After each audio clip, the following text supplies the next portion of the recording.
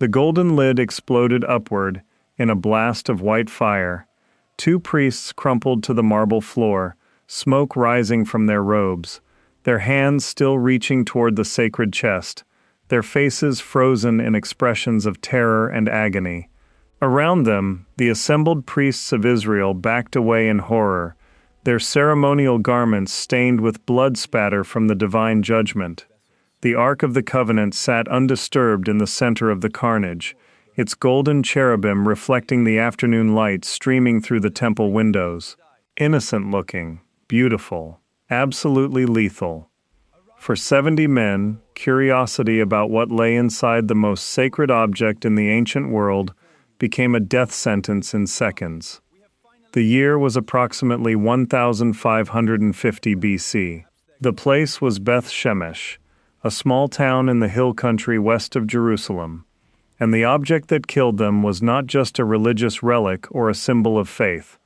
According to the ancient accounts, it was something far stranger: a weapon, a throne, a communication device. Object so dangerous that detailed instructions existed for how to approach it, how to carry it, how to wrap it, even how to look at it. Break any of those rules and death came instantly. The Bible records that 70 men died that day for looking inside the ark. Their bodies were carried out of the town square while the golden chest sat untouched, too dangerous to approach, too sacred to abandon. The survivors faced an impossible question. What do you do with an object too holy to keep, but too powerful to send away? This was not the first time the ark had killed. It would not be the last. For over 5 centuries, this golden chest traveled with the Hebrew people through wilderness and war, through conquest and exile, through moments of impossible victory and devastating judgment. Kings feared it. Armies fled before it. Priests died carrying it. And somewhere in the chaos of ancient history, between the fall of Jerusalem and the burning of Solomon's temple, it vanished completely. No grave robber ever claimed to find it. No conqueror ever displayed it as a trophy. No archaeological expedition has ever recovered a single golden panel or cherubim wing. The most famous religious object in human history simply disappeared, leaving behind only legends, wild theories, and a mystery that has consumed scholars, treasure hunters, and believers for 26 centuries. This is the story of the Ark of the Covenant, not the Hollywood version. The ancient account with all its strangeness, violence, power, and unanswered questions. The story of what it was, what it did, and where it might have gone. But to understand why this object mattered so much, why nations went to war over it, and priests guarded it with their lives, we need to go back to the beginning, to the moment it was created, to a mountain wrapped in fire and smoke, where an entire nation stood trembling at the base, while one man climbed alone into the presence of something utterly beyond human comprehension. The desert stretched in every direction, a sea of sand and rock baked under a merciless sun. This was the Sinai Peninsula in the 13th century BC, a brutal landscape where water was scarce, shade was precious, and survival was a daily negotiation with heat and hunger. Through this wilderness moved a massive column of refugees, not a small caravan of merchants or a military expedition, but an entire displaced population. Estimates from biblical and historical sources suggest somewhere between 600,000 and 2 million people, depending on how you interpret the ancient census numbers.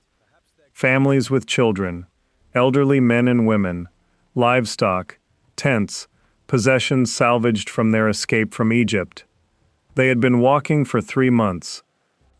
Behind them lay slavery under Pharaoh's building projects, the brutal forced labor in the mud pits and quarries of the Nile Delta. Behind them lay the chaos of 10 plagues that devastated Egypt, turning the most powerful empire on earth into a landscape of death and economic collapse. Behind them lay the escape through the Red Sea, an event so catastrophic that Egyptian military records from the period show a sudden gap, a missing army, a silence where there should have been triumphant accounts of crushing a slave revolt. Ahead lay nothing but questions. They had no homeland, no king, no temple, no capital city. They were a people in motion, held together by shared trauma, a leader named Moses, and an increasingly urgent need for identity. Who were they now, that they were no longer slaves? What laws would govern them? What would distinguish them from the Egyptian empire behind them, or the Canaanite kingdoms ahead? The answer came at a mountain. Mount Sinai rose from the desert floor like a judgment, its peak often wrapped in clouds and strange atmospheric phenomena. The biblical text describes fire, smoke, lightning, thunder, and a sound like a massive trumpet blast that grew louder and louder until the entire mountain shook. Modern readers might interpret this as a volcanic eruption, an earthquake, or an elaborate theophany designed to impress a primitive people. The ancient Israelites who stood at the base of that mountain interpreted it as the arrival of the divine presence. Moses climbed alone. For 40 days and 40 nights, according to the text, the leader of Israel remained on the mountain while the people below waited, increasingly anxious, increasingly doubtful. When he finally descended, he carried stone tablets inscribed with commandments, detailed ritual instructions, and architectural plans for a mobile sanctuary. But more importantly, he carried instructions for building a specific object that would serve as the centerpiece of Israelite worship, the physical location where the divine presence would dwell among the people. The Ark of the Covenant was not supposed to be just a storage box for sacred texts. It was designed as a throne, a meeting place, the intersection point between heaven and earth. The specifications were precise and non-negotiable.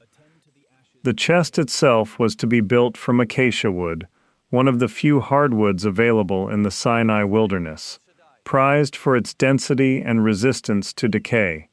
The dimensions were given in cubits, an ancient measurement based on the length of a forearm, approximately 18 inches. The ark measured 2.5 cubits long, 1.5 cubits wide, and 1.5 cubits high. In modern measurements, approximately 4 feet long, 2.5 feet wide, and 2.5 feet tall. Large enough to be impressive, small enough to be portable. The wooden frame was to be overlaid completely with pure gold, inside and out. Not gold leaf, not gold paint, solid gold hammered into sheets and fitted over every surface. Around the top edge, a molded gold rim, a crown of gold that marked this as a royal object. At each of the 4 lower corners, gold rings permanently attached.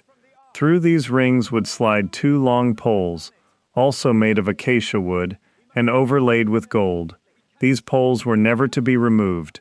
The ark was never to be carried by hand, never touched directly, only moved by means of the poles resting on the shoulders of designated priests from the tribe of Levi.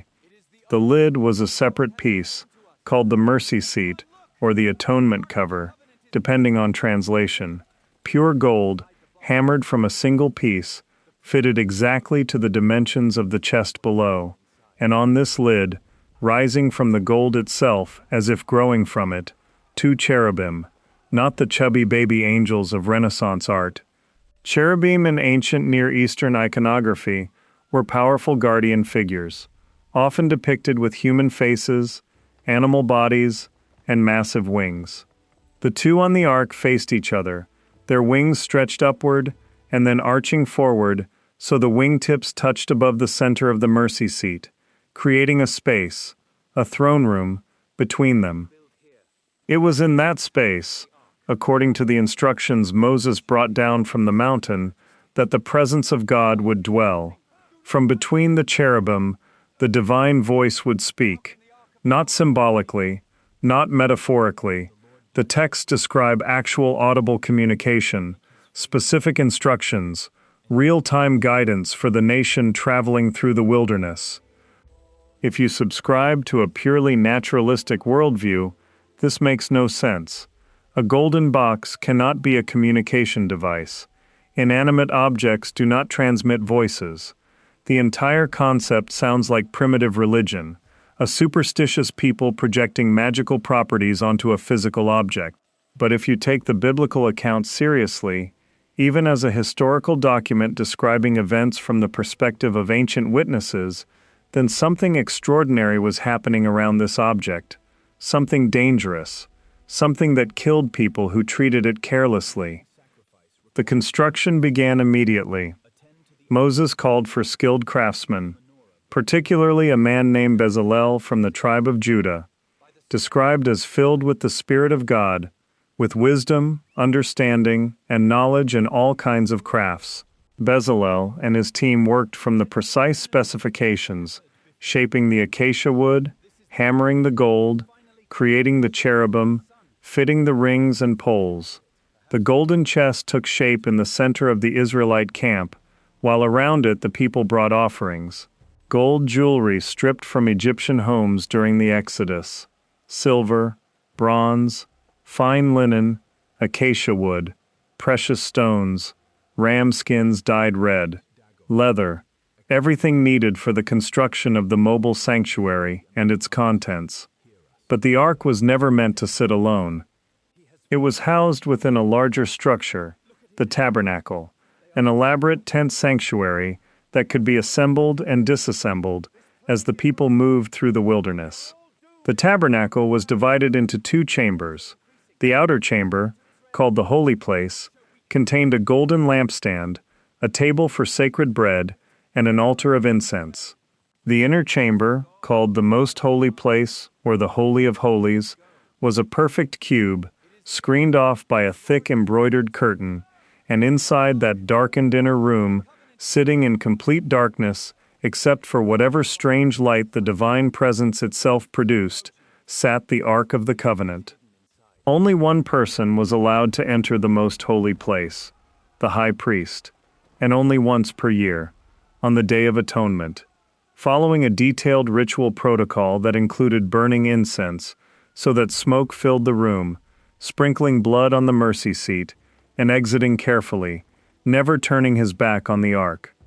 The reason for these elaborate precautions became clear shortly after the tabernacle was completed and consecrated. Two of Aaron's sons, Nadab and Abihu, both ordained priests with full knowledge of the ritual requirements, entered the tabernacle and offered unauthorized fire before the Lord. The text does not specify exactly what they did wrong.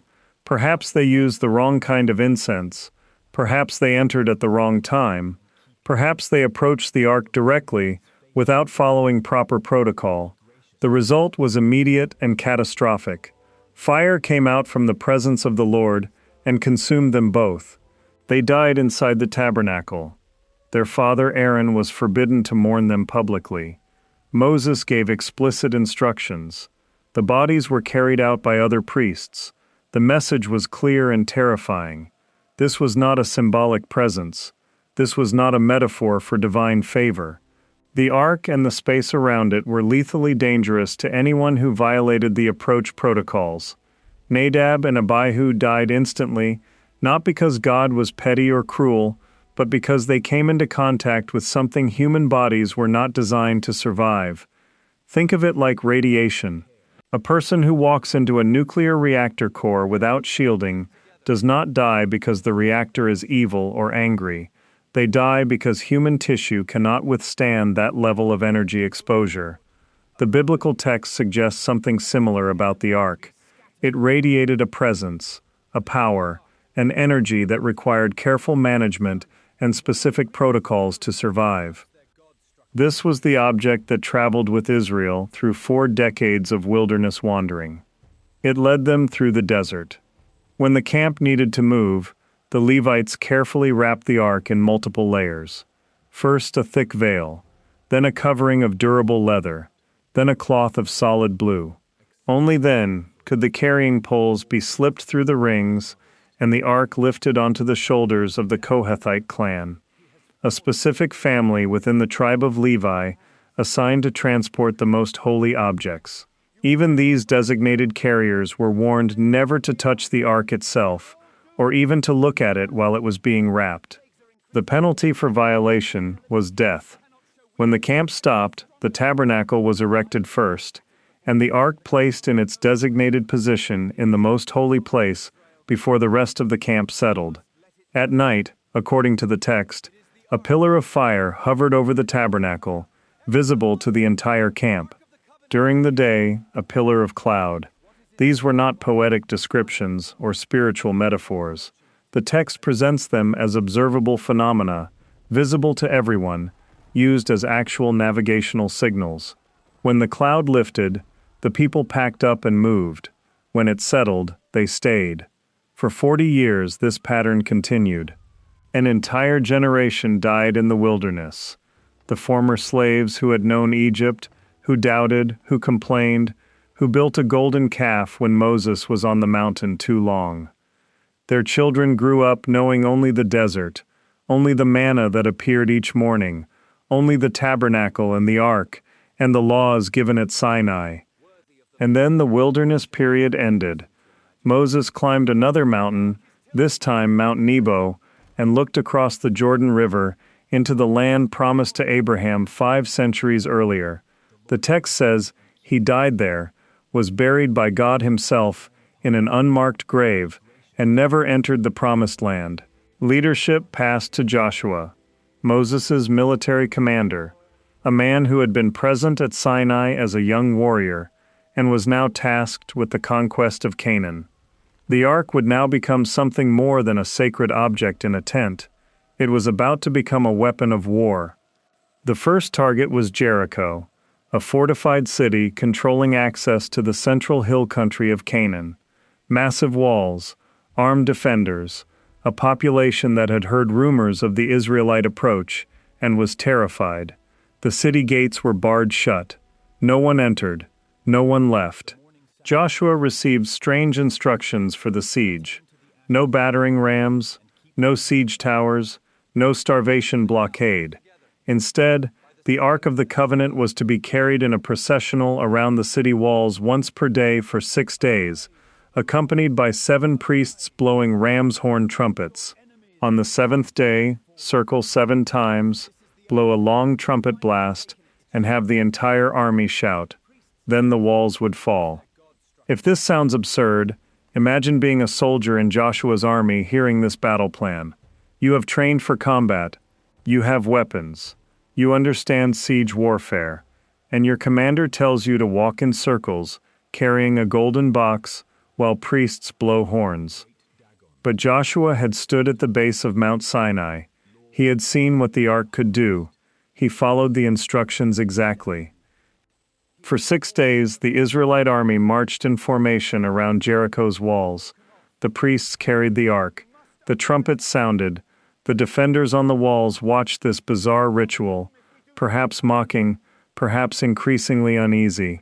On the 7th day, after the 7th circuit, the ram's horns blew a sustained note. The army shouted, and the walls collapsed. Archaeological excavations at the site identified as ancient Jericho, Tel es Sultan, have revealed evidence of massive destruction layers dating to the Late Bronze Age, the period when the conquest would have occurred. The walls show signs of sudden collapse, falling outward rather than inward, as would happen with a battering ram assault. Grain storage jars were found still full, suggesting the city fell quickly rather than after a long siege. The site was burned intensely. None of this proves the biblical account is accurate in every detail. Archaeology cannot confirm divine intervention, but it does confirm that something catastrophic happened to Bronze Age Jericho during the approximate time frame the biblical narrative describes. The Israelites poured through the collapsed walls and took the city. Everything was devoted to destruction except for one family, the household of Rahab, a Canaanite woman who had hidden Israelite spies and was spared as promised. The city was burned, the population killed, and the ark moved on. Battle after battle followed. The ark accompanied the army into combat, carried at the front of the formations, a visible sign of divine presence and power. Cities fell, Canaanite coalitions collapsed.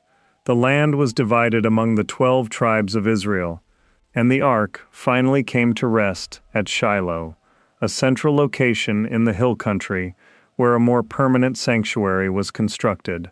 For over 3 centuries, Shiloh served as the religious center of Israel.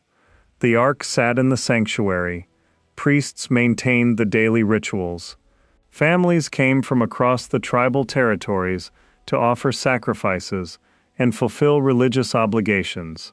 A prophet named Samuel grew up there, sleeping in the sanctuary, hearing the voice of God speaking from the ark in the night. But the period of the judges was chaotic.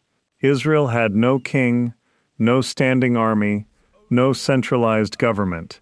Each tribe operated semi-independently. Foreign invasions came regularly. The Philistines, a seafaring people who had settled along the coastal plain, began pushing inland, raiding Israelite villages, demanding tribute, asserting control. Around 1050 BC, the elders of Israel made a desperate decision. They would take the ark from the sanctuary at Shiloh and carry it into battle against the Philistines, not as a religious symbol, as a weapon, as a guarantee of victory. After all, the ark had brought down the walls of Jericho. It had led Israel through the conquest. Surely its presence on the battlefield would ensure triumph. They carried the ark to the battlefront at Aphek. The Israelite army shouted so loudly when the ark arrived that the ground shook. The Philistines heard the noise and were terrified. Their commanders knew the reputation of the Hebrew God. They knew the stories of Egypt's plagues, the Red Sea crossing, the fall of Jericho. When they learned the ark was in the enemy camp, panic spread through their ranks. But the Philistine commanders rallied their troops. Fight hard or die trying. Be men. Do not become slaves to the Hebrews as they were once slaves to Egypt. The battle that followed was a slaughter. 30,000 Israelite soldiers died. The army collapsed. The survivors fled. And in the chaos, the impossible happened. The Philistines captured the Ark of the Covenant. The 2 priests carrying it, Hophni and Phinehas, corrupt sons of the high priest Eli, were killed in the fighting. Philistine soldiers grabbed the golden chest by its carrying poles and hauled it back to their camp as a trophy. News reached Shiloh. The high priest Eli, 98 years old, fell backward off his chair when he heard the ark was taken, broke his neck and died. The sanctuary at Shiloh was destroyed shortly after, burned by the Philistines, its ruins excavated in modern times showing massive destruction layers from this period. The ark was gone, captured by uncircumcised foreigners who did not know the protocols, who did not understand what they were dealing with, who thought they had claimed a religious trophy from a defeated enemy. They were about to discover their mistake in the most horrifying way possible. And what happened next would reveal something crucial about the nature of the ark, something that would echo through the centuries as people tried to understand what this object really was. Because the Philistines were not just going to lose the ark, they were going to be destroyed by it, city by city, in a demonstration of power so terrifying that they would beg Israel to take it back. But even then, even when the ark was returned, the killing would not stop. The roads out of Jerusalem grew crowded with pilgrims and merchants as Solomon's kingdom reached its zenith. The temple stood on Mount Moriah like a crown of stone and gold, visible from every approach to the city. Inside its innermost chamber, the ark remained hidden behind the veil, untouched except by Levitical hands on the Day of Atonement. The kingdom had never seemed stronger. The borders had never stretched farther, and yet beneath the surface of prosperity, something ancient was beginning to fracture. Solomon himself had commissioned the building where the ark now rested. He had overseen every measurement, every golden fitting, every carved cherub.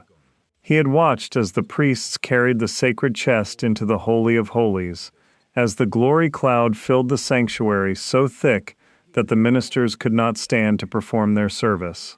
He had knelt before the assembly and blessed them, his hands raised toward heaven. That day had marked the fulfillment of everything his father David had dreamed. But Solomon's reign did not remain pure. The king who had built the house of God began building other houses, high places, shrines to foreign deities on the hills surrounding Jerusalem. The biblical text is specific about this corruption. Solomon's many foreign wives turned his heart after other gods. Ashtoreth, the goddess of the Sidonians. Milcom, the abomination of the Ammonites. Chemosh, the detestable god of Moab. The king who had once communed with Yahweh in dreams now burned incense at altars dedicated to powers whose worship the covenant explicitly forbade. The spiritual architecture of Israel was collapsing even as its political architecture appeared invincible. The prophet who came to Solomon carried a message of division. Ahijah the Shilonite met Jeroboam on the road outside Jerusalem, tore his own new garment into 12 pieces, and handed 10 of them to the younger man. The symbolism was unmistakable. The kingdom would be torn from Solomon's son. 10 tribes would follow a new king. Only Judah and Benjamin would remain with the house of David, and that only for David's sake, because of the covenant God had made with the shepherd king who had first brought the ark to Jerusalem. The warning was explicit. The judgment was coming. But the ark would remain in its chamber, the divine presence still dwelling among a people who increasingly turned their faces away. When Solomon died and his son Rehoboam took the throne, the fracture became complete. The northern tribes rebelled. Israel split in two. And immediately, the ark became a problem of power and legitimacy. Jeroboam now ruled the northern kingdom of Israel. He controlled more territory, more tribes, more people. But he did not control Jerusalem. He did not control the temple. He did not control the Ark of the Covenant. Every time his subjects traveled south to worship at the temple, every time they brought their sacrifices to the place where the Ark dwelt, they were acknowledging the religious authority of the southern kingdom. They were placing themselves under the spiritual shadow of the Davidic line. This was intolerable. Jeroboam's solution revealed the depths of the crisis. He fashioned 2 golden calves and placed them at Bethel and Dan, the southern and northern boundaries of his territory. He told the people that these were the gods who brought them out of Egypt. He established his own priesthood from tribes other than Levi. He created his own festivals on dates of his own choosing. He built a counterfeit religious system designed to keep his people away from Jerusalem, away from the temple, away from the ark. The northern kingdom would survive for 2 centuries. Not once in all that time would it see a righteous king. Not once would the prophets declare that its ruler had done what was right in the eyes of the Lord. The entire political entity was founded on a religious rebellion, and that rebellion was fundamentally a rejection of the place where the ark dwelt. Meanwhile, in Jerusalem, the southern kingdom faced its own trials. 5 years into Rehoboam's reign, the armies of Egypt came north. Pharaoh Shishak commanded a force that included Libyans, Sukkites, and Cushites. The biblical account says he came with 1,200 chariots and 60,000 horsemen, and that the number of troops was beyond counting. He captured the fortified cities of Judah. He marched on Jerusalem itself. The city that Solomon had made glorious now faced the oldest enemy of the covenant people. The Egyptians had once enslaved Israel. They had pursued the fleeing Hebrews to the Red Sea. They had represented everything the Exodus was meant to leave behind. Now they stood at the gates of the city, where the ark rested, the same ark that had passed through the parted waters, the same ark that had led the people out of bondage. Rehoboam and his officials gathered in terror. The prophet Shemaiah came to them with a message that cut through their fear with terrible clarity. "You have abandoned me, so I have abandoned you to Shishak." The king and the leaders humbled themselves. They acknowledged the justice of the judgment.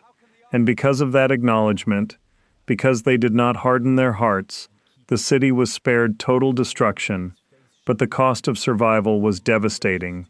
Shishak took everything, the treasures of the temple, the treasures of the royal palace, Everything David had accumulated, everything Solomon had crafted, the golden shields the king's guard had carried, the wealth that had made Jerusalem famous among the nations. The Egyptian pharaoh stripped the city like a conqueror, claiming tribute from a vassal state. But the ark remained untouched. The biblical text does not explain why. It does not describe Shishak entering the temple or being driven back. It simply records what was taken and moves forward. The silence itself is striking. The most valuable object in Jerusalem, the most sacred treasure in the kingdom, the throne of God. Apparently it was not taken. Apparently it remained behind the veil, while foreign hands emptied the outer courts and the palace chambers. Some scholars argue that Shishak would not have recognized the ark's value. He would have been after gold and silver, precious metals that could be weighed and transported. A wooden chest overlaid with gold, hidden in a dark inner room, guarded by priests willing to die before allowing desecration. Perhaps it simply was not worth the cost of seizing it. Others suggest that something about the ark's reputation gave even pagan conquerors pause. The stories of Dagon's statue falling, the stories of tumors and death among the Philistines, the stories of Uzzah struck dead for touching the chest. Perhaps those stories had spread beyond Israel's borders. Perhaps even enemies who did not worship Yahweh had learned that this particular object was dangerous. Or perhaps the priests hid it. This is the first appearance of a question that will haunt every crisis the ark faces. When danger comes, when invaders approach, when the temple itself is threatened, do the guardians of the ark have a plan? Do they have a secret chamber, a hidden passage, a way to move the sacred chest beyond the reach of foreign hands? The text gives no answer, but it establishes a pattern. The ark is vulnerable, the kingdom is unstable, and the question of what to do with God's throne when human kingdoms collapse is a question that will only grow more urgent. The decades that followed brought a succession of kings to both kingdoms, some faithful, most corrupt. In the northern kingdom, dynasties rose and fell through assassination and coup. In the southern kingdom, the line of David continued, but the quality of the kings varied wildly. Then came Asa. The biblical writers describe him as a reformer, a king who did what was right in the eyes of the Lord. He removed the foreign altars and the high places. He broke down the sacred stones and cut down the Asherah poles. He even removed his own grandmother from her position as queen mother because she had made an obscene image for the worship of Asherah. Asa cut down the image, burned it in the Kidron Valley, and brought the kingdom back toward covenant faithfulness. But even righteous kings faced impossible threats. Zerah the Cushite came north with an army of 1,000,000 men and 300 chariots. The numbers may be rhetorical, but the danger was real. The southern kingdom faced an invasion force that vastly outnumbered its own military capacity. Asa assembled his forces at Mareshah, in the valley of Zephathah. The two armies faced each other, the smaller force of Judah looking across the plain at an enemy that could crush them through sheer weight of numbers. Asa prayed. The prayer is recorded in stark simplicity. Lord, there is no one like you to help the powerless against the mighty. Help us, Lord our God, for we rely on you, and in your name we have come against this vast army. The battle that followed was a rout. The Cushites fled. The army of Judah pursued them all the way to Gerar, destroying them completely, plundering their cities. The biblical text attributes the victory directly to divine intervention, but it does not describe pillars of fire or angels with drawn swords. It simply says that the Lord struck down the Cushites and they fell. What mattered was not the mechanics of the victory, but its meaning. When the king was faithful to the covenant, when he led the people back to the worship of the God whose presence dwelt above the ark, even impossible military situations could be reversed. The ark did not need to be carried into battle. The presence it represented was enough. But faithfulness in one generation did not guarantee faithfulness in the next. Asa's son Jehoshaphat walked in his father's ways, at least initially. But Jehoshaphat made a decision that would poison the royal line for generations. He allied with the northern kingdom. He married his son Jehoram to Athaliah, the daughter of Ahab and Jezebel. The names alone should have served as warning. Ahab and Jezebel had turned the northern kingdom into a center of Baal worship. They had slaughtered the prophets of Yahweh. They had seized the vineyard of Naboth through judicial murder.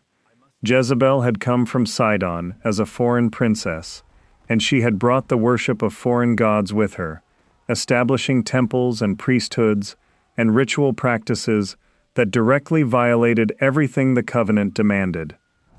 Now her daughter entered the house of David. Now the bloodline that had brought the ark to Jerusalem was tainted with the most toxic spiritual corruption the kingdoms had yet seen. When Jehoram took the throne after Jehoshaphat's death, the biblical assessment was brutal. He walked in the ways of the kings of Israel, as the house of Ahab had done, for he married a daughter of Ahab. He did evil in the eyes of the Lord. Nevertheless, the Lord was not willing to destroy Judah, because of the covenant he had made with David. He had promised to maintain a lamp for David and his descendants forever. The ark remained in the temple. The line of David remained on the throne, but the kingdom was rotting from within. Jehoram killed all his brothers with the sword to secure his power. He built high places on the hills of Judah and caused the people of Jerusalem to prostitute themselves in false worship. A letter came from Elijah the prophet, long after Elijah had been taken up in the whirlwind, a letter preserved and delivered after his departure. The message condemned Jehoram for leading Judah into the sins of the northern kingdom, for murdering his brothers, for abandoning the ways of his fathers. The judgment came in stages. The Philistines and Arabs invaded. They broke into the palace and carried off all the goods they found there, along with Jehoram's sons and wives. Only the youngest son Ahaziah was left. Then disease struck the king himself, a chronic illness of the bowels that lasted 2 years and ended in agony. When he died, the biblical text notes coldly that no one regretted his passing, and he was not buried in the tombs of the kings. His son Ahaziah reigned for 1 year. He walked in the ways of the house of Ahab, because his mother Athaliah was his counselor in doing evil.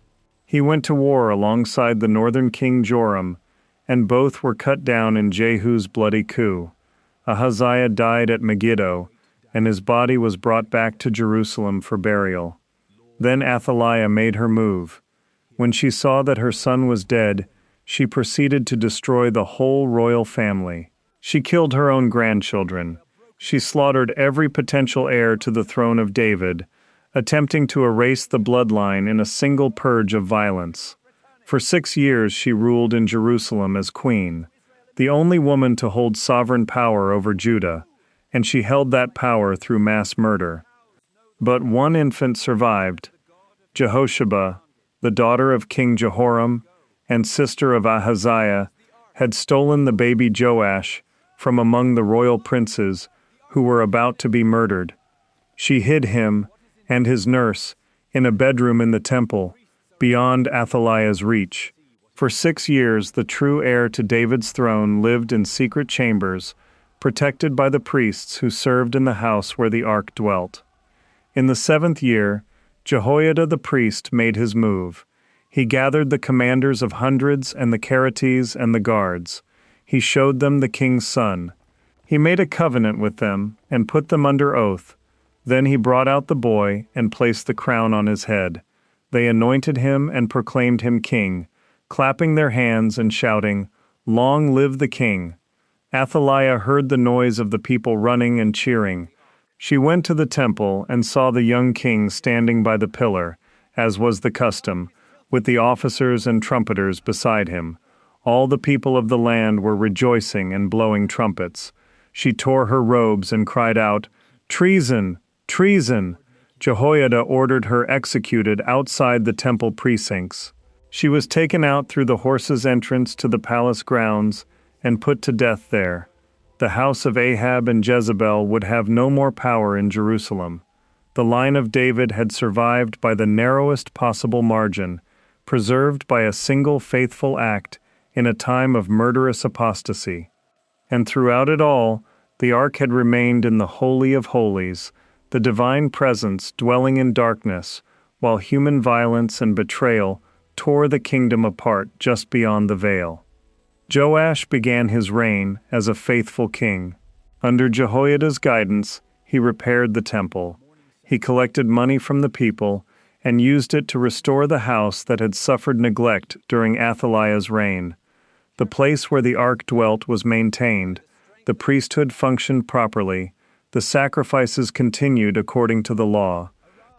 But Jehoiada grew old and died, and after his death Joash listened to other voices. The officials of Judah came and paid homage to the king, and the king listened to them. They abandoned the temple and served the Asherah poles and idols. Guilt came upon Judah and Jerusalem because of their sin. Prophets came with warnings. Zechariah, son of Jehoiada, stood before the people and declared, "This is what God says. Why do you disobey the Lord's commands? You will not prosper. Because you have forsaken the Lord, he has forsaken you." The people conspired against Zechariah. At the king's command, they stoned him to death in the courtyard of the temple, the very place where his father had crowned Joash and restored the line of David. As he lay dying, Zechariah said, "May the Lord see this and call you to account." Judgment came within the year. The army of Aram invaded. A small force defeated the much larger army of Judah because the people had forsaken the Lord. The Arameans executed judgment on Joash. They wounded him severely, and his own officials conspired against him for murdering the son of Jehoiada the priest. They killed him in his bed. The pattern was clear now. Faithfulness brought protection. Apostasy brought disaster. The covenant still held, but it held as both promise and warning. The ark remained in its place, but the kingdom around it swung between obedience and rebellion like a pendulum moving toward chaos. Then came Hezekiah, and the gravest threat yet. Hezekiah took the throne when the northern kingdom was already collapsing. The Assyrian Empire had devoured nation after nation. Its armies moved like a machine designed for systematic destruction. The Assyrian kings left inscriptions boasting of cities burned, populations deported, kings flayed alive. They built pyramids of human skulls outside conquered cities. They impaled rebels on stakes and left their bodies to rot as warnings to others who might resist. In Hezekiah's 4th year, Assyria besieged Samaria. For 3 years the northern capital held out. Then it fell. The Assyrians took the city, destroyed it, and deported the population. The 10 northern tribes were scattered across the Assyrian Empire, resettled in distant provinces, their identity dissolved among foreign peoples. The northern kingdom of Israel ceased to exist. Judah watched and understood. They were next. Hezekiah responded with the most thorough religious reform yet attempted. He removed the high places, smashed the sacred stones, cut down the Asherah poles. He even broke into pieces the bronze serpent Moses had made, because the people had been burning incense to it. He trusted in the Lord, the God of Israel. There was no one like him among all the kings of Judah, either before him or after him. He held fast to the Lord and did not cease to follow him. But personal faithfulness could not turn back the Assyrian war machine. In Hezekiah's 14th year, Sennacherib, king of Assyria, attacked all the fortified cities of Judah and captured them. The Assyrian army moved through the land like a flood, overwhelming defensive positions, crushing resistance. Hezekiah tried to buy peace. He stripped the gold from the temple doors and doorposts and sent it to the Assyrian king as tribute, along with all the silver in the palace treasury. It was not enough. Sennacherib wanted Jerusalem itself. The Assyrian army camped outside the city walls. The commander stood near the aqueduct of the upper pool and called out in Hebrew, loud enough for everyone on the walls to hear. He mocked Hezekiah's trust in Egypt. He mocked Judah's military weakness. Then he mocked their God. "Do not let Hezekiah deceive you," the Assyrian commander shouted. "He cannot deliver you from my hand. Do not let Hezekiah persuade you to trust in the Lord. Has the God of any nation ever delivered his land from the hand of the king of Assyria? Where are the gods of Hamath and Arpad? Where are the gods of Sepharvaim? Have they rescued Samaria from my hand? Who of all the gods of these countries has been able to save his land from me? How then can the Lord deliver Jerusalem from my hand?" The people on the walls remained silent, following Hezekiah's command not to answer. But inside that silence was terror. The Assyrian commander was right about the facts. No nation had withstood Assyria. No God had saved their people. The northern kingdom had fallen. The fortified cities of Judah had fallen. Jerusalem stood alone, surrounded, facing an empire that had never been defeated. And inside the city, in the heart of the temple, the Ark of the Covenant rested in darkness. The presence of the God whose ability to save was now being publicly questioned before the world. But what happened next would determine whether the Ark would remain in Jerusalem or vanish into the greatest mystery of the ancient world. The city of Shiloh burns. The smoke rises in black columns against a blood-red sky as Philistine soldiers drag the golden poles through streets slick with Hebrew blood. The screams of the dying mix with the crackling of timber as Israel's sacred center collapses into ash and ruin. But the invaders barely notice the destruction around them. Their eyes remain fixed on the object between the poles, the acacia box covered in hammered gold that gleams even through the smoke and chaos. They have done the impossible. They have captured the throne of the Hebrew God. The generals who ordered the assault on the Israelite camp did not expect this prize. They came for territory, for control of the hill country trade routes, for tribute and slaves. But when their scouts reported that the Hebrews had brought their most sacred object to the battlefield, everything changed. This was not simply a military advantage. This was theological conquest. If they could take the ark, they would prove that Dagon, their fish god, stood supreme over all other deities in Canaan. The journey back to Philistine territory takes 3 days. 4 priests walk beside the ark at all times, their ceremonial robes marking them as servants of Dagon. They do not touch the gold directly. Even pagan priests understand that this object radiates power, that something about its construction or contents makes it dangerous to approach without caution. The Hebrews who transported it used wooden poles precisely to keep human hands away from the gold surfaces. The Philistines adopt the same practice, though for different reasons. Where the Hebrews showed reverence, the Philistines show practical fear. They bring the ark to Ashdod first, one of the 5 great Philistine cities that dominate the coastal plain. The city rises above the surrounding farmland in layers of white limestone and cedar. Its population swells to nearly 20,000 during festival seasons. The Temple of Dagon occupies the highest ground, a massive structure of carved stone pillars and bronze gates that can be seen for miles across the wheat fields and olive groves. Inside, the statue of Dagon stands 15 feet tall, carved from imported wood and covered in sheets of hammered bronze. The god's human torso rises from a fishtail, his scaled lower body representing the sea from which the Philistines believe all life emerged. His arms extend outward in blessing over the daily sacrifices that fill the temple with the smell of burning fat and incense.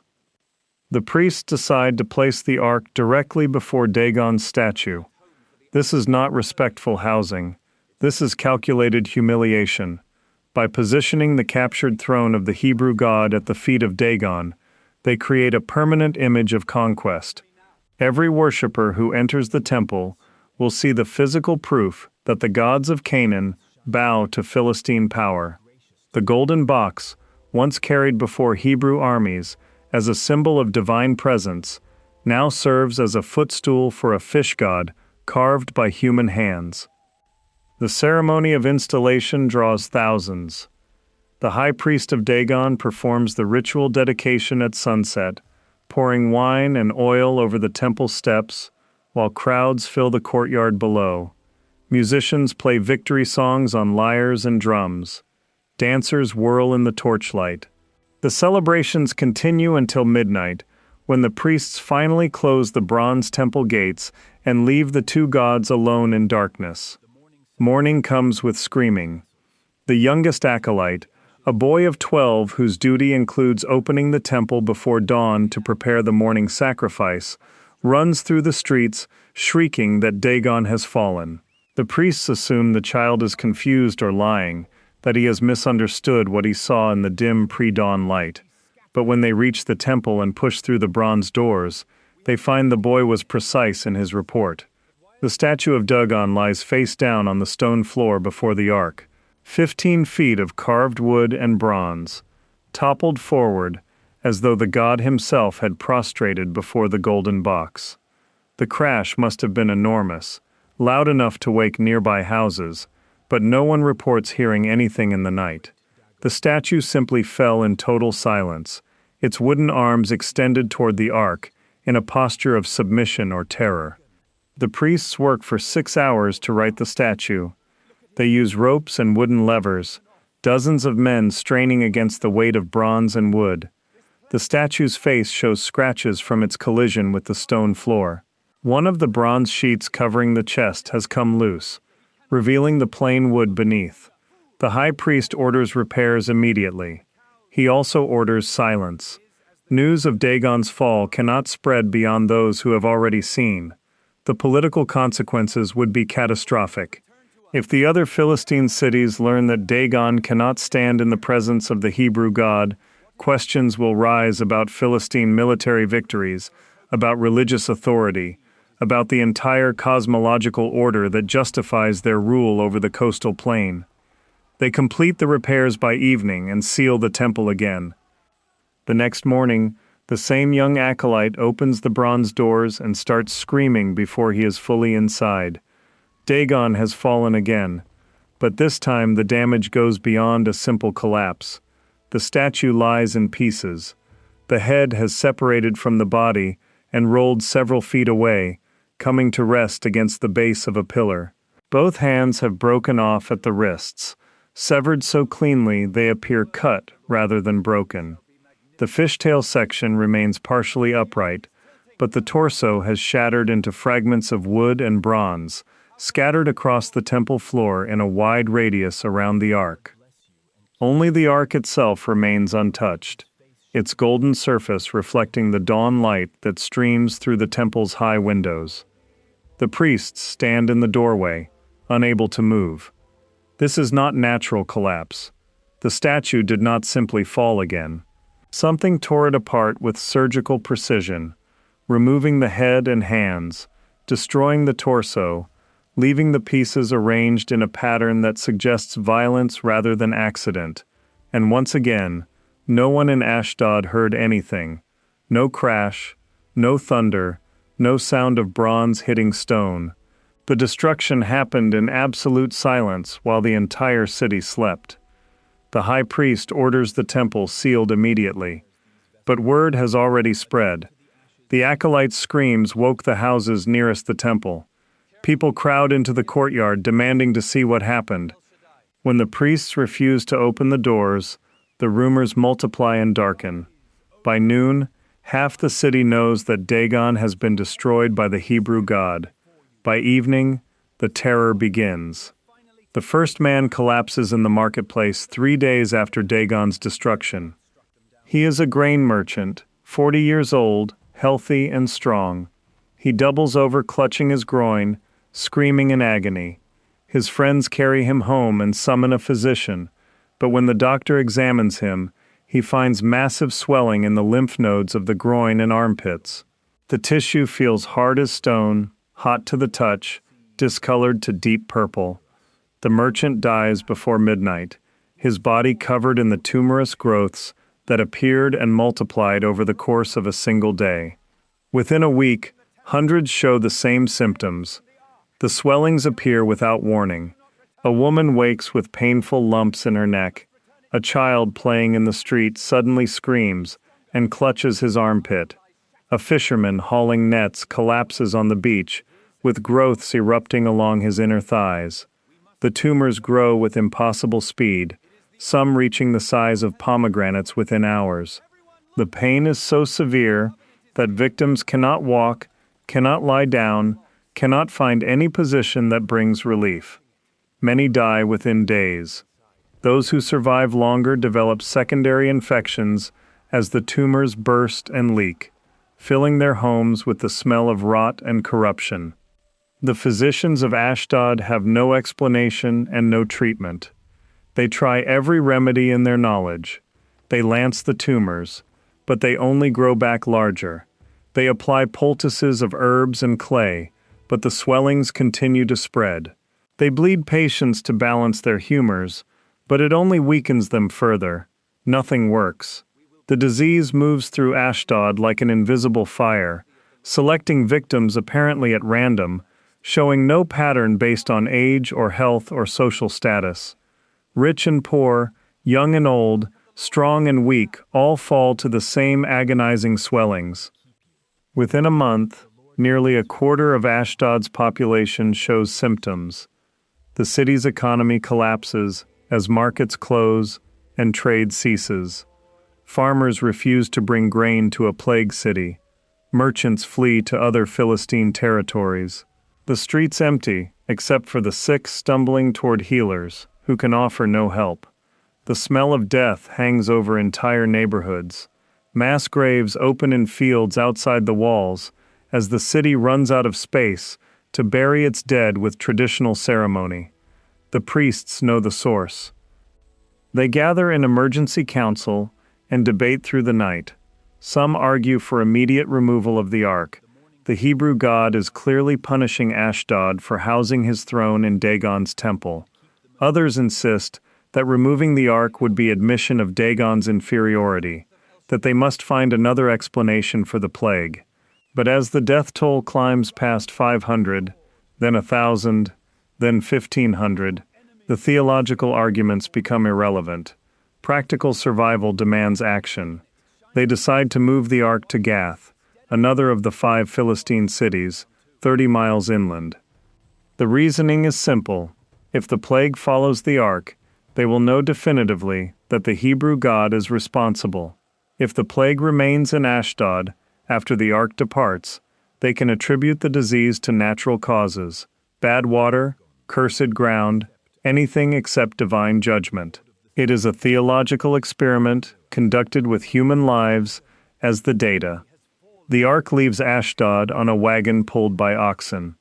No priest volunteers to walk beside it. They tie the oxen to the wagon and drive the animals from behind with long sticks, maintaining maximum distance from the golden box. The roads between cities are nearly empty. Word of Ashdod's plague has spread throughout Philistine territory. Travelers avoid the coastal routes. Farmers watch from distant hilltops as the wagon passes. The ark reaches Gath on the 3rd day of travel. The lords of Gath accept it with considerably less enthusiasm than Ashdod showed. They house it in a storage building near the city granaries, a simple stone structure with no religious significance. No ceremony marks its arrival. No celebrations welcome the captured throne of Israel's God. The people of Gath have heard what happened in Ashdod. They understand they are not receiving a trophy. They are accepting a test. The tumors appear in Gath within a week. The same agonizing swellings in groin and armpit, the same rapid growth, the same random selection of victims, the same useless treatments and mounting death toll. But in Gath, the disease spreads even faster than it did in Ashdod. Within 2 weeks, the dead number in the thousands. The city's council meets in emergency session and votes unanimously to remove the ark immediately. They do not debate theology or divine power. They simply want the object gone before Gath becomes a city of corpses. The ark moves to Ekron, the northernmost Philistine city, but the lords of Ekron refuse to let the wagon through the gates. They stand on the walls and shout down at the ox drivers to turn around, to take the cursed object anywhere else, to throw it into the sea if necessary, but not to bring it into Ekron. The people of Ekron riot when they learn the ark is approaching. They block the roads with carts and rubble. They threaten to burn the wagon and everyone associated with it if the Hebrew God's throne enters their city. The ark sits on the road outside Ekron's walls for 3 days, while the Philistine lords argue. Messengers ride between the 5 cities, carrying increasingly desperate proposals. Send it back to Hebrew territory, bury it in the wilderness, sink it in the Mediterranean. Anything to remove the source of plague from Philistine lands. But the lords of Ashdod and Gath insist that simply discarding the ark could bring worse punishment. The Hebrew God has proven his power to kill. What might he do if his throne is desecrated or abandoned? The priests of Dagon finally propose a solution. They will return the ark to Hebrew territory, but they will accompany it with offerings, with tribute, with payment for the offense of its capture. The Hebrew God must be appeased, treated not as a conquered deity, but as a powerful force that Philistine lands cannot contain. It is a complete theological reversal from the triumphalism of 7 months earlier, when the ark first arrived in Ashdod, as proof of Dagon's supremacy. The priests design the tribute carefully. They commission 5 golden tumors, exact replicas of the swellings that have killed thousands across Philistine territory. Each is the size of a fist, crafted from pure gold by master smiths working in isolation to avoid the plague. They also commissioned 5 golden rats, each as large as a small cat, because some priests believe they have seen unusual numbers of rodents in the plague cities, though whether the rats carry disease or simply multiply in the chaos is debated. These golden objects serve as both tribute and admission. By crafting tumors in gold, the priests acknowledge that the plague came from the Hebrew God, that it was punishment for capturing the ark, that Philistine power has limits even pagan deities must respect. They build a new cart for the return journey, a wagon of fresh acacia wood that has never been used for any other purpose. They select 2 milk cows that have recently given birth, animals that have never worn a yoke, that have no training pulling carts, whose natural instinct would be to return to their nursing calves rather than walk in any directed path. This is the final test. If the cows pull the cart toward Hebrew territory despite their maternal drive to return home, it will prove beyond doubt that the Hebrew God is directing the journey, that he is reclaiming his throne through direct supernatural intervention. The cows are yoked to the cart at dawn. The ark is loaded onto the wagon bed, its golden surface glinting in the early light. The 5 golden tumors are placed in a box beside it, along with the 5 golden rats. The Philistine lords and priests gather to watch from a distance. No one walks beside the cart. No one guides the cows. The animals are simply released from their tethers and left to choose their own direction. The cows low frantically, calling for the calves taken from them hours earlier. They pace in circles for several minutes, their maternal distress obvious in every sound and movement. Then, without any visible cause, both animals turn north together. They lean into the yoke simultaneously and begin pulling the cart up the road toward Beth Shemesh, a Hebrew city in the Judean foothills, 15 miles from where they stand. The cows never deviate from the road. They never turn back. They pull the cart in a straight line toward Hebrew territory, lowing continuously in distress, but never breaking stride. The Philistine lords follow at a distance for several miles, watching to ensure the miracle is real. When the cows cross into territory the Philistines no longer control, when the cart disappears around a bend in the road leading into the hills, the lords turn back toward their plague-stricken cities. They have done what they can. The Hebrew God has accepted the tribute, or he has not. The plague will end, or it will not. They have no power left except to wait. The cart reaches Beth Shemesh at midday. The city sits in a valley, where Philistine coastal plain meets Judean highlands. Its people work the barley fields that fill the valley floor, harvesting the late spring crop under a brutal sun. They see the cart approaching from the west, and stop their work to stare. No driver sits on the wagon. No farmers walk beside it. Just two cows pulling a mysterious cargo up the road from enemy territory. When they recognize the golden gleam of the ark's mercy seat rising above the cart walls, the harvesters begin to shout.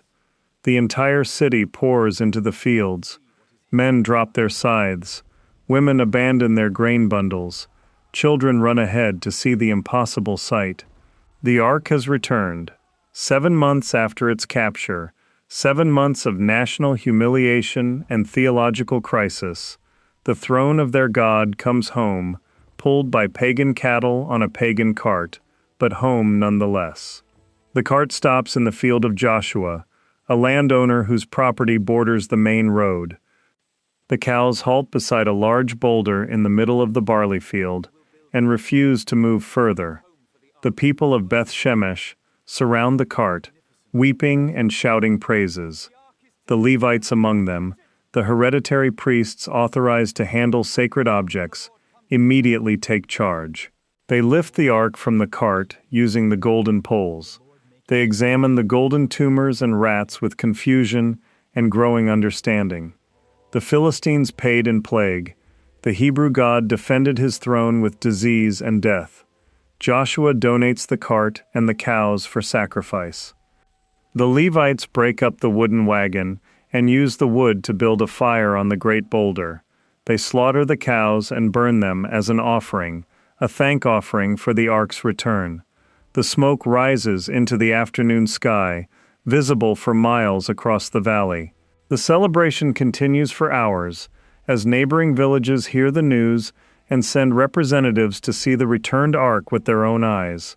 Then the men of Beth Shemesh make a fatal error. 70 men, drunk on wine and religious ecstasy, decide to look inside the ark. They approach while the Levites are distracted with the sacrifice. They lift the golden lid, the mercy seat, where cherubim face each other with wings touching.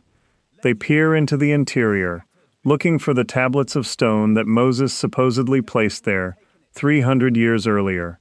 Perhaps they doubt the stories. Perhaps they simply want to see what object could cause such devastation to Israel's enemies. Perhaps they believe the rules about touching and seeing the ark apply only to formal ceremony, not to spontaneous celebration. Whatever their reasoning, they all die. Not from tumors like the Philistines, not over days or weeks. They simply collapse where they stand, struck down so quickly that some witnesses report they were dead before their bodies hit the ground. All 70 fall within minutes of each other, scattered around the great boulder in the barley field, their faces frozen in expressions of shock and terror. The celebration stops immediately. The people of Beth Shemesh step back from the ark in horror. This is not the joyful homecoming they imagined. The throne of their God is indeed home, but it carries death for Philistine and Hebrew alike. The ark does not distinguish between enemy armies and chosen people. It simply demands absolute reverence, and it kills anyone who approaches without proper authority or preparation. The Levites cover the ark quickly with the cloths prescribed in ancient law. They do not know what to do next. Beth Shemesh is a small city, not prepared to house the ark permanently. The tabernacle that once sheltered it at Shiloh is destroyed, burned by Philistines in the same campaign that captured the ark. No central sanctuary exists anymore. The priesthood is scattered. The administrative structure that once governed the ark's movement and care has collapsed in Israel's defeat. The city council meets in emergency session and decides they cannot keep the ark in Beth Shemesh. Too dangerous, too powerful, too demanding of specialized knowledge and priestly purity they do not possess. They send messengers to Kiriath Jearim, a city in the hills 9 miles northeast, asking if they will accept the ark. The message includes full description of what happened to the 70 men who looked inside. The people of Kiriath Jearim must understand exactly what they would be agreeing to house. Kiriath Jearim accepts. They send Levites and a cart to transport the ark up into the hill country. The men of Beth Shemesh load the golden box with extreme care, using only the designated poles, keeping their eyes averted from the mercy seat. The oxen pull the cart slowly up the winding road into the Judean highlands, while Levites walk ahead, chanting psalms of protection and reverence. The ark reaches Kiriath Jearim at sunset. They house it in the home of Abinadab, a Levite whose family has maintained ritual purity even through the chaos of Philistine occupation and plague. His son Eleazar is consecrated specifically to guard the ark, to ensure no unauthorized person approaches it, to maintain the daily rituals that keep the divine presence contained and stable. And there the ark remains, not in a temple, not in a tabernacle, not at the center of national worship. It sits in a private home on a hill in an unremarkable city, guarded by one family, visited by almost no one. The object that once led Israel through the wilderness, that brought down the walls of Jericho, that represented the throne of the invisible God, becomes a hidden relic kept in careful isolation. 20 years pass in this strange exile. An entire generation of Hebrew children grows up knowing the ark exists but never seeing it.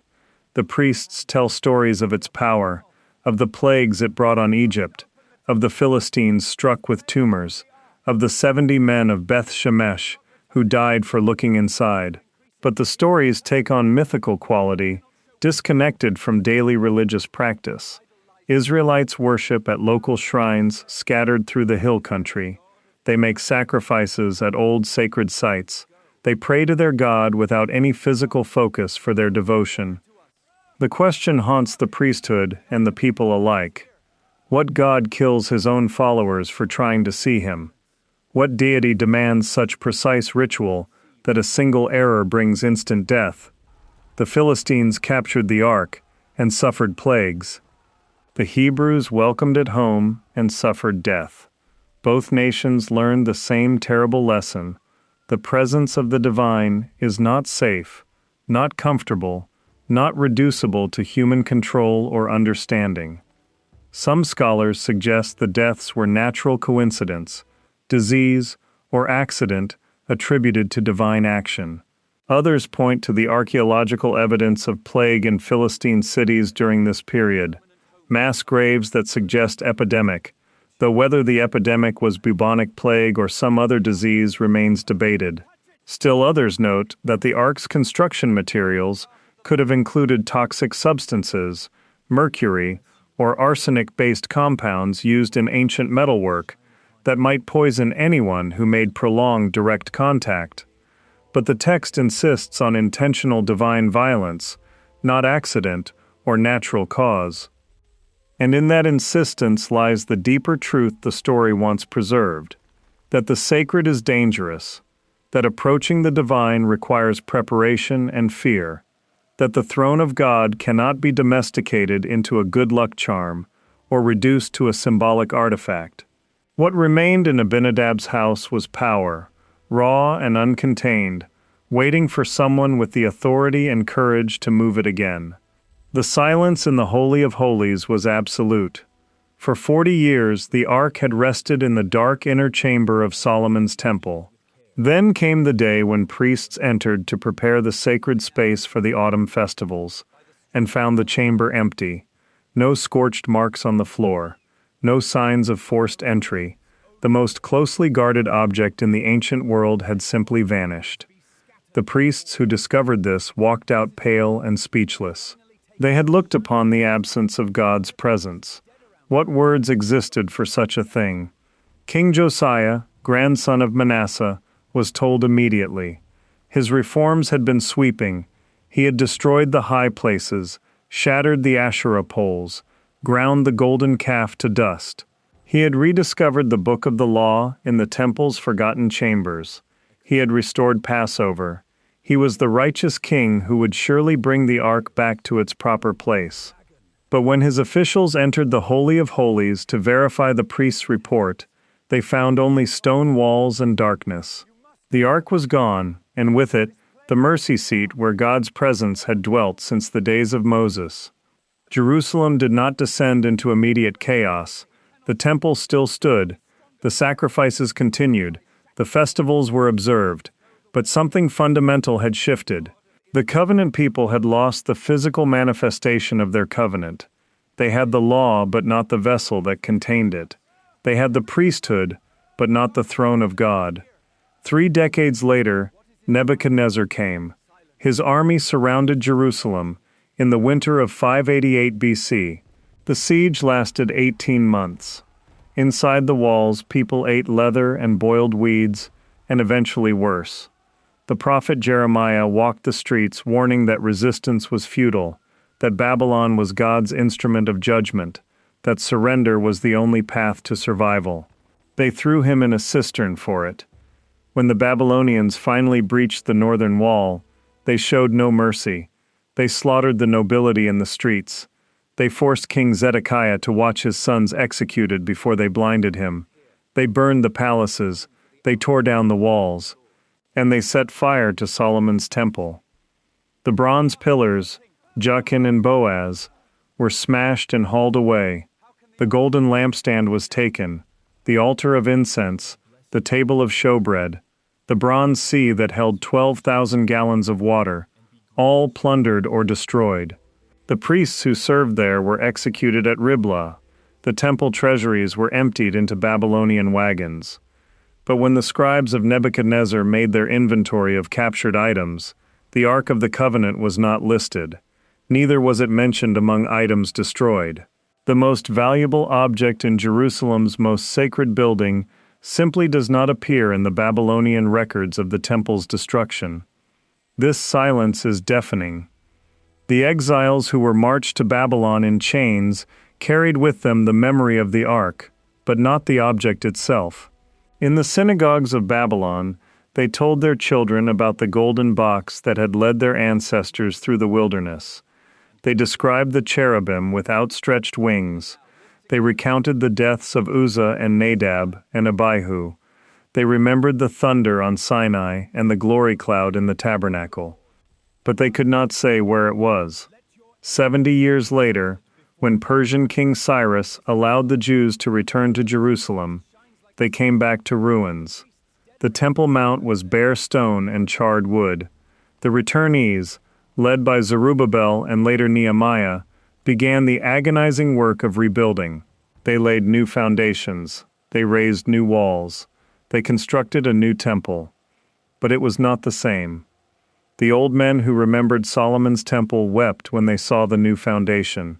It was smaller, poorer, less magnificent. And when the new Holy of Holies was finally completed, the priests who entered found it exactly as empty as the day Josiah's officials had discovered the ark missing. No golden box, no stone tablets, no mercy seat. The Second Temple stood for 5 centuries. It was expanded and beautified by Herod until it gleamed with white marble and gold, but its innermost chamber remained empty. The high priest still entered once a year on the Day of Atonement. He still sprinkled blood 7 times, but he sprinkled it on bare stone, not on the mercy seat. He stood in the presence of an absence. Some claimed this was proper, that the ark had fulfilled its purpose and was no longer needed. Others said it would return when the Messiah came. Still others whispered that it remained hidden, waiting for the day of restoration. In 70 AD, the Roman general Titus besieged Jerusalem after a Jewish revolt. His legions breached the walls during Passover. They burned the Second Temple to its foundations. The historian Josephus, who witnessed the destruction, provided detailed lists of the temple treasures carried to Rome in Titus's triumph. Golden vessels, silver trumpets, the table of showbread, the great menorah. But not the ark. The menorah that Titus carried through Rome is carved on his triumphal arch, still visible today. The ark is not there. It was not in the Second Temple when Rome destroyed it. It had been gone for 6.5 centuries. The absence became its own kind of presence. The ark had vanished at the exact moment when Israel's kingdom collapsed into exile. The timeline was too precise to ignore. The last confirmed sighting, Josiah's reign, came just decades before Babylon destroyed everything. As if the ark's removal had been both warning and mercy. Warning that judgment was imminent. Mercy that God's throne would not be desecrated by pagan hands. The rabbis who assembled the Talmud in the centuries after the temple's destruction debated extensively what had happened.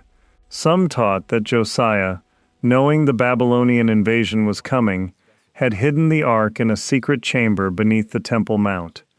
They claimed he had constructed a maze of tunnels and sealed the ark in darkness, where it waited still beneath the rubble of 2 destroyed temples. Others insisted that Jeremiah had taken it, the prophet who warned Jerusalem of coming destruction, who was released by the Babylonians after the city fell, who was given freedom to go wherever he wished. He would have been the natural choice to preserve the most sacred object in Israel. Some texts claimed he had hidden it on Mount Nebo, where Moses had viewed the Promised Land before his death. Full circle from wilderness to wilderness. Another tradition held that priests had smuggled it to Egypt, to the Jewish community at Elephantine, where a second temple had been built in defiance of the law. Still others said it had been carried to Babylon as plunder, but in such secrecy that it never appeared in official records. That Nebuchadnezzar had kept it in his private treasury, too dangerous to display, too valuable to destroy. The Ethiopian Orthodox Church made the boldest claim. According to the Kebra Nagast, their national epic, the ark had left Jerusalem much earlier, during Solomon's reign. The text describes how Menelik, the son of Solomon and the Queen of Sheba, had visited his father in Jerusalem. When he left to return to Ethiopia, he took the ark with him, either as a gift or through deception, depending on which version you read. The Ethiopians built their religious practice around this claim. Every Orthodox church in Ethiopia contains a replica ark in its inner sanctuary. The original, they say, rests in the Church of Our Lady Mary of Zion in Axum, guarded by a single monk who is appointed for life. He alone may see it.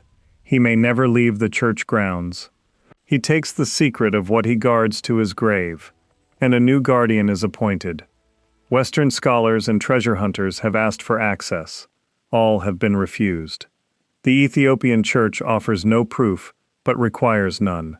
For them, the presence of the ark is a matter of faith, not archaeology.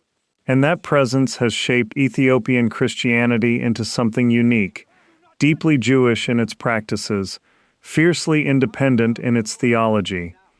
In the 20th century, the search for the ark became an obsession for archaeologists, mystics, and conspiracy theorists alike. The British scholar Graham Hancock spent years investigating the Ethiopian claims. Explorer Vendell Jones searched the Qumran caves near the Dead Sea, believing the Copper Scroll, a cryptic inventory of hidden treasures, contained coordinates to the ark's location. The Temple Mount itself became the most tantalizing and frustrating possibility. If Josiah had hidden the ark beneath the temple, it would still be there, buried under layer upon layer of destruction and rebuilding, beneath the plaza where the Dome of the Rock now stands, in tunnels that may or may not exist, sealed by cave-ins and wars and the passage of 26 centuries. But excavation is impossible. The Temple Mount is one of the most politically sensitive locations on earth, sacred to Judaism as the site of both temples, sacred to Islam as Al-Haram al-Sharif, the noble sanctuary, where Muhammad ascended to heaven. Any attempt to dig creates international crisis. The ground keeps its secrets by force.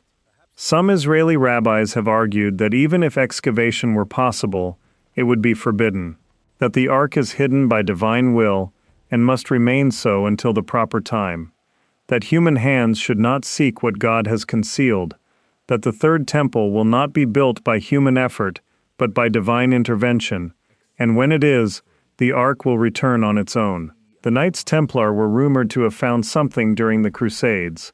They established their headquarters on the Temple Mount, in the Al-Aqsa Mosque, and supposedly conducted excavations in secret. When they returned to Europe, they came with enormous wealth and mysterious authority. Some believe they found the Ark and brought it to Europe, where it passed through a secret network of churches and castles, hidden and moved to stay ahead of those who would seize it. The Nazis certainly believed it could be found. In the 1930s, they sent expeditions to Ethiopia, to Egypt, to the Middle East, searching for religious artifacts they believed would grant supernatural power. Hitler's obsession with the occult extended to the Ark. He wanted what Moses had carried, what had destroyed armies and toppled walls. The fact that the Nazis never found it, despite their resources and ruthlessness, suggests either extraordinary luck or extraordinary concealment. The physicist and maverick archaeologist Michael Sanders claimed in the 1990s to have used ground-penetrating radar to detect a massive rectangular anomaly deep beneath the Temple Mount, in roughly the location ancient sources described as the hiding place. The Israeli government shut down his project immediately. The anomaly remains uninvestigated. What makes the Ark's disappearance so significant is not just the object itself, but what it represents. This was not merely a treasure, it was the throne of God, the place where heaven and earth intersected, the physical guarantee of the covenant between the Creator and His people. Its loss marked the end of an age. After the Ark disappeared, Judaism had to reconceive itself. No more could the religion center on the presence of God in a box. No more could forgiveness depend on blood sprinkled on a mercy seat. The focus shifted to the law itself, to study, to ethics, to the synagogue rather than the temple. Rabbis replaced priests. Scripture replaced ritual. In a sense, the Judaism that survives today was born from the Ark's absence. Christianity interpreted the Ark's disappearance as prophetic. The early church fathers saw the empty Holy of Holies as a sign that the Old Covenant had been fulfilled and superseded. The blood sprinkled on the mercy seat was replaced by the blood of Christ. The presence of God no longer dwelt in a box, but in believers themselves. The Ark had served its purpose in the unfolding of redemption history and was no longer needed. But the Ark's absence also created a vacuum that theological abstraction could never quite fill. There is something in human nature that craves the tangible, the physical proof of the divine. The Ark provided that. You could point to it and say, "There, God is there." Without it, faith became more difficult and more pure at once. The archaeological problem is straightforward. An object of incalculable value, described in precise detail, witnessed by thousands over centuries, simply vanishes from history with no explanation, not destroyed in battle, no one claims to have burned it or melted it down, not captured, no ancient king boasts of taking it as plunder, not rediscovered, despite centuries of searching, just gone. The logical explanations are few. It was hidden so well that its location died with those who concealed it. It was destroyed, but never recorded as such. It was taken somewhere so remote or so secret that all knowledge of its whereabouts was lost. Or it never left Jerusalem and remains beneath the Temple Mount in a chamber no one has accessed in 2,600 years. The romantic explanations are more numerous. It waits in an Ethiopian church, guarded by a monk who cannot speak of what he protects. It rests in a cave on Mount Nebo, sealed by divine command. It was carried to a hidden valley in Jordan or Arabia or Yemen, to a community of faithful exiles, who still guard it in secret. It will return when the world is ready. It will return when the Messiah comes. It will return when the third temple is built. The truth is probably more mundane and more tragic. An object of wood and gold, however sacred, is still vulnerable to fire and decay. The Ark may have been destroyed in a way no one wanted to record, burned when the temple burned, chopped up for firewood by desperate soldiers during the siege. melted down by Babylonian smiths who saw only gold, not glory. But this explanation satisfies no one. Too much of the evidence points to deliberate concealment rather than destruction, the timing of its disappearance during Josiah's reforms, its absence from Babylonian plunder lists, the persistent traditions of hiding rather than loss, the theological necessity of its preservation for restoration theology to make sense. And so the search continues, not just by archaeologists, but by believers for whom the ark represents an age when God's presence was manifest and unmistakable, when miracles were not ancient stories but present reality, when the divine will could be consulted directly by a high priest standing before a golden mercy seat. The ark endures in absence more powerfully than many objects endure in presence. The treasures Babylon plundered are scattered and forgotten. The temple's gold was melted down and recast 1,000 times, but the ark lives in imagination and hope because it was never captured, never desecrated, never reduced to mere archaeology. It remains what it always was, a mystery wrapped in gold, a question without answer, a presence defined by absence. The story endured because it speaks to something fundamental. Every civilization reaches a moment when the tangible signs of its glory disappear, when the symbols of its greatness are lost to war or time or neglect, when the next generation searches for what the previous generation knew how to find. The ark's disappearance marked that moment for ancient Israel, the end of the kingdom, the scattering of the tribes, the long exile in Babylon, the return to rubble, the centuries of occupation by Persians, Greeks, Romans, the destruction of the Second Temple, the diaspora that followed. Through all of it, the memory of the ark persisted, the golden box that had been, the throne that would return. In the 2,600 years since Josiah's priests found the Holy of Holies empty, no credible evidence of the ark's location has emerged. No scroll has been discovered that says definitively, "It is here." No excavation has uncovered fragments. No tradition has been verified by archaeology. The ark remains as lost today as it was the morning those priests walked into darkness and found nothing. And yet the search will not end, because the ark represents more than history. It represents the possibility that the sacred can be preserved through catastrophe, that what God establishes does not simply disappear, that somewhere, in darkness or distance, the covenant endures. The final irony is this: the Ark of the Covenant was built to be portable. It was designed to be carried through wilderness, to move with a people who had no permanent home. It was never meant to sit static in a temple. It was the throne of a God who traveled with his people, not a God who demanded they come to him. Perhaps the ark's disappearance returned it to its original purpose. Not stationary and accessible only to priests, but hidden and moving, carried by faith rather than poles, present not in location but in memory, not in ritual but in hope. The wilderness that Israel entered when the ark disappeared was not geographical but spiritual, a wilderness of exile and occupation and destruction and diaspora, and perhaps the ark has been with them through all of it, invisible but present, the way it was always meant to be, not a box in a temple, but a covenant in motion, a promise that has never been broken, even when the physical signs are gone. Somewhere in the world, beneath ancient stones, behind monastery walls, in tunnels that have not seen light in millennia, the Ark of the Covenant may still exist. The wood may have rotted, the gold may have tarnished, but if the stones inside remain, then the law endures, the covenant endures, the promise endures. And the search too endures, because some treasures are lost not to be forgotten but to be sought, not to gather dust in museums, but to remain alive in the seeking. The Ark is not just history's greatest lost treasure, it is history's greatest enduring mystery, and that may be precisely what it was always meant to become,